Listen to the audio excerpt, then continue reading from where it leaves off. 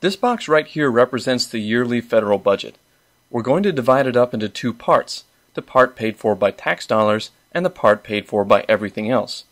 For the purposes of this video, we'll say about 2/3 of the budget is paid for by tax dollars, but you should know that this year, 2009, taxes account for much less. Now we're going to divide this up even further and look at just the portion paid for by using money outside of taxes. On the left, we'll put the part paid by privately purchased treasury bonds. This will contribute to the infamous national debt, which is currently approaching about $11.7 trillion. The other part is paid for by printing money. This is done by an institution known as the Federal Reserve, aka the Fed. The Federal Reserve is not officially a part of the government.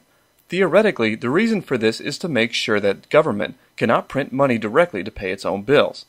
The Fed is supposed to act independently and not print money unless it is in the interest of the economy.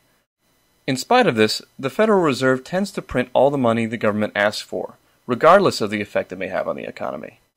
Whenever a government or central bank prints money, it causes inflation. Inflation is a classic double-edged sword. By making the currency worth less, people who owe money in that currency owe less. This includes, in this case, the U.S. government.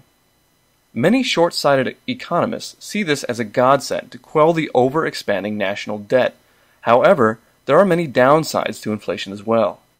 Stocks and property tend to rise in price along with everything else. Therefore, people who have their savings in stocks or hard assets aren't as affected by inflation. However, the less wealthy the individual, the more they deal in cash. It is in this way that inflation affects the poor more than the rich. In addition, by helping debtors, you are by definition hurting lenders. This includes those who own treasury bonds. Generally speaking, these lenders are not in the business of losing money. Some lenders will therefore choose to put their money elsewhere. In order to try and entice the lenders into coming back, interest rates on the loans will have to increase. The problem with both of these outcomes is that they lead directly to more inflation. This type of thing has happened in numerous other countries in the past.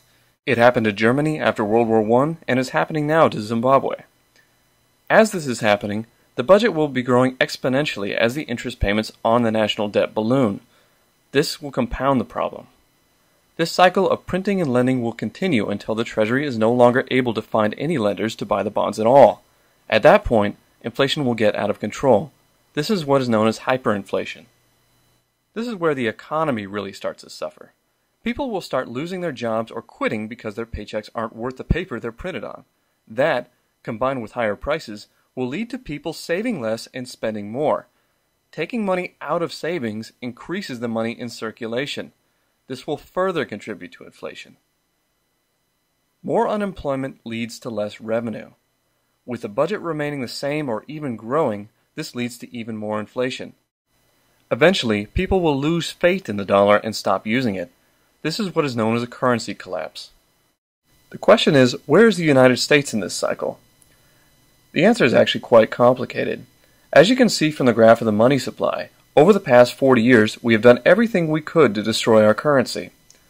Even still, our GDP is so strong, the world still sees our treasury bonds as a good investment. It's only been recently, with the Fed printing more money than it ever has before, that the world started to grow wary of our position.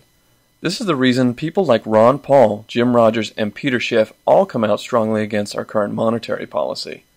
And you probably should as well. This video brought to you by LateWire.com.